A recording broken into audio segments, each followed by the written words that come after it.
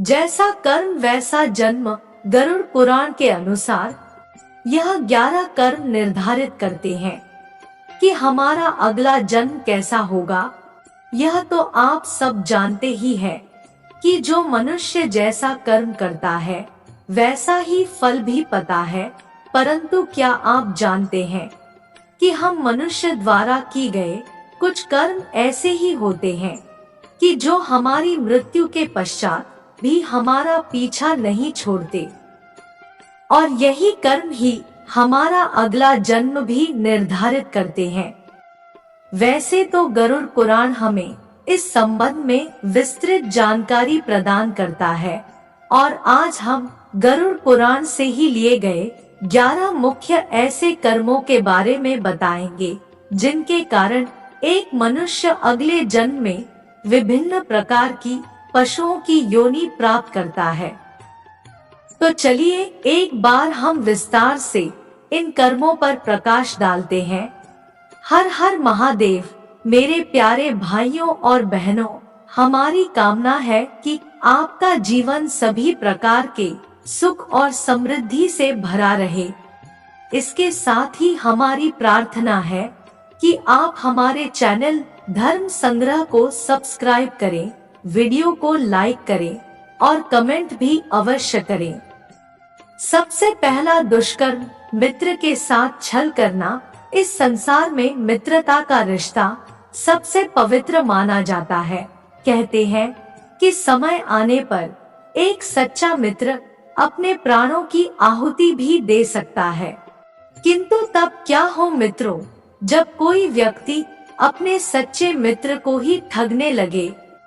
वैसे गरुड़ पुराण में किस प्रकार के व्यक्तियों के बारे में विस्तार से बताया गया है। इसमें बताया गया है कि जब कोई व्यक्ति अपने मित्र के साथ छल करता है तो मृत्यु उपरांत उसे नरक तो जाना ही पड़ेगा। साथ ही साथ उसका अगला जन्म वीरान पहाड़ों पर रहने वाले गिद्ध का होता है। उसे जैसे तैसे मरे हुए जीव जंतुओं का सड़ा गला मांस खाकर अपना जीवन व्यतीत करना पड़ता है। दूसरे प्रकार के दुष्कर्म धर्म का अपमान करना। इस संसार में आपको बहुत से ऐसे व्यक्ति मिल जाएंगे जो अपने धर्म के साथ साथ दूसरे धर्मों का भी सम्मान करते हैं, परंतु कुछ इस प्रकार के व्यक्ति भी होते हैं जो दूसरों के धर्मों से घृणा तो करते ही हैं, साथ ही अपने धर्म को भी हेय दृष्टि से देखते हैं।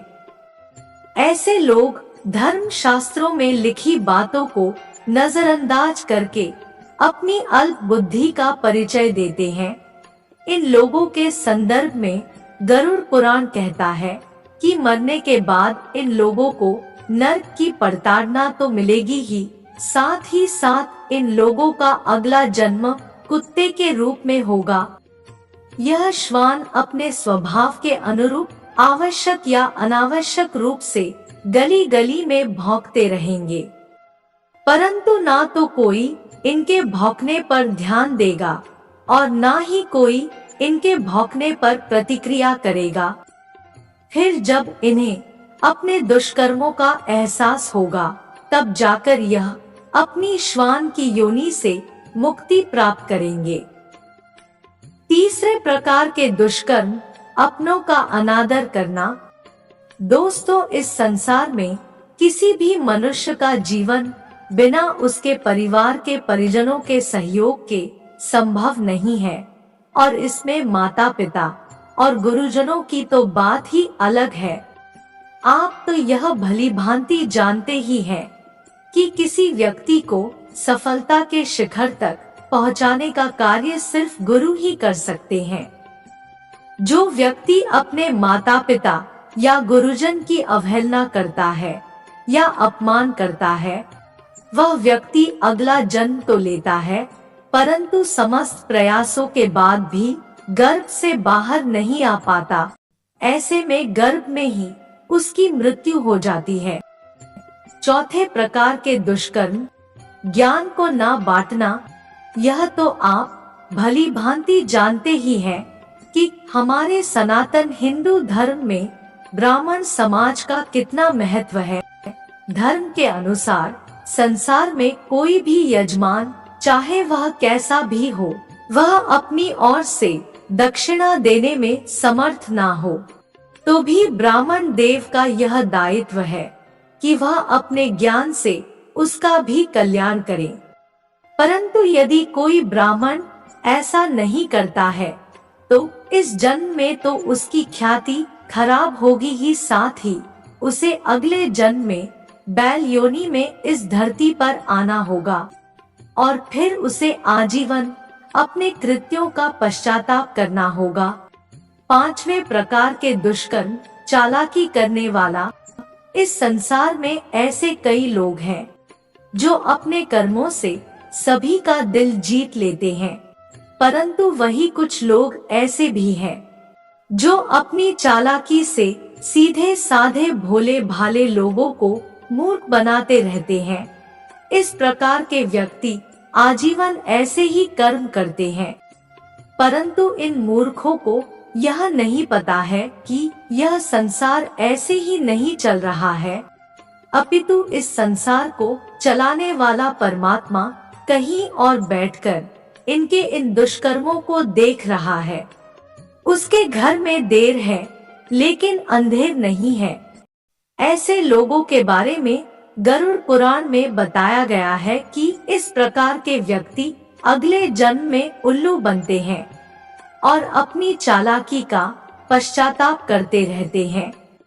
छठी प्रकार के दुष्कर्म, अपमान करने वाला। मित्रों, जिस प्रकार सभी संतानों का यह दायित्व है कि वह अपने माता पिता की सेवा करते हुए अपने दाम्पत्य जीवन का निर्वाह करें, ठीक उसी प्रकार से आदर्श बहू का भी यही कर्तव्य होता है। परंतु इसके विपरीत जो बहू अपने सास ससुर की सेवा नहीं करती और उन्हें अपशब्द कहती है और अनावश्यक ही कलह करती रहती है, तो उन्हें अगले जन्म में रक्त पीने वाली बालों की जू बनना पड़ता है। सातवें प्रकार के दुष्कर्म, अनाज का घोटाला करने वाले। दोस्तों, हमारे सनातन धर्म में अन्न दान को सबसे बड़ा दान कहा गया है। जो व्यक्ति अन्न दान करता है वह न केवल इस लोक में अपितु स्वर्ग लोक में भी ख्याति पाता है। इसी कारण लोग प्रीति भोज और भंडारे का आयोजन करते हैं। परंतु वही कुछ लोग ऐसे भी हैं जो अन्न की चोरी या घोटाले भी करते हैं। ऐसे लोगों के बारे में गरुड़ पुराण में कहा गया है कि इस प्रकार के पापियों का अगला जन्म छुछुंदर या चूहे के रूप में होगा और फिर यह अनाज के दाने दाने के लिए तरसेंगे। आठवीं प्रकार के दुष्कर्म, गाली देने वाले। दोस्तों, आप तो यह जानते ही हैं कि मनुष्य के कंठ में सरस्वती का वास होता है। इसीलिए शास्त्रों में बताया गया है कि मनुष्य को कभी भी ऐसे अपशब्द नहीं बोलने चाहिए कि जो दूसरों की भावनाओं को आहत करे। परंतु फिर भी बहुत से मनुष्य अपशब्द कहने से बाज नहीं आते हैं और छोटी छोटी बातों पर दूसरे लोगों को गालियां देने लगते हैं। कई बार तो इन्हें तुरंत ही जवाब मिल जाता है, परंतु इनकी अक्ल तो तब ठिकाने आती है जब यह अगले जन्म में बकरे के रूप में इस धरती पर आते हैं और यह किसी ना किसी कसाई के हाथों चढ़ जाते हैं। नौवीं प्रकार के दुष्कर्म, वासना की दृष्टि रखने वाले। दोस्तों, इस संसार में कई मनुष्य ऐसे हैं जो स्त्रियों को बहुत ही सम्मान की दृष्टि से देखते हैं।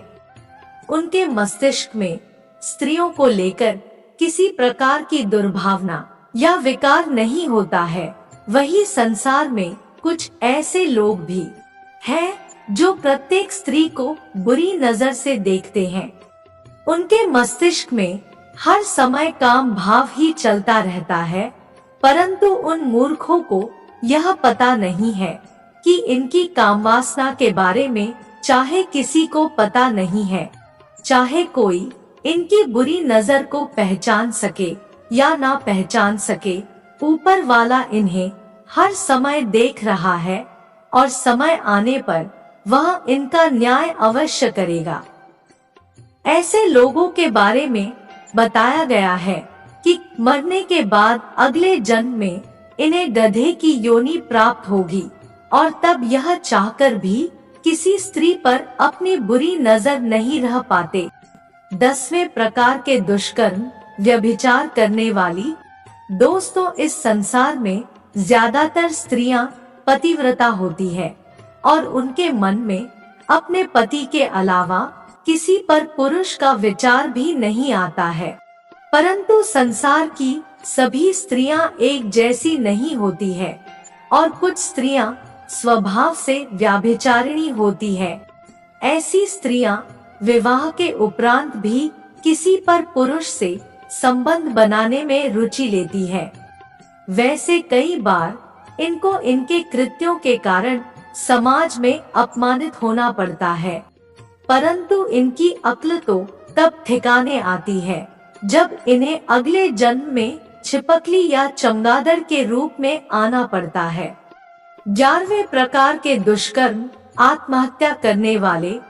दोस्तों, शास्त्रों में हमें यह बताया गए है कि मनुष्य का जीवन हमें बड़ी ही कठिनाइयों से मिलता है, परंतु फिर भी हम में से ही कुछ अज्ञानी लोग व्यर्थ की सांसारिक बातों से घबरा जाते हैं और ईश्वर द्वारा दिए गए इस अनमोल जीवन को गंवा देते हैं।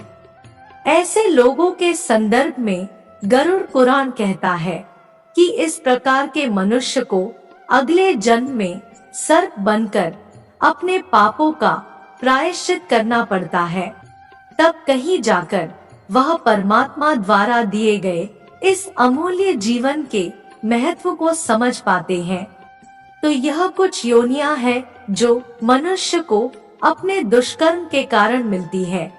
इसीलिए कहते हैं कि यदि आपको यह मनुष्य जीवन मिला है तो हमेशा ही अच्छे कर्म करो, जिसके फलस्वरूप मृत्यु के उपरांत आपको उत्तम लोक की प्राप्ति हो सके।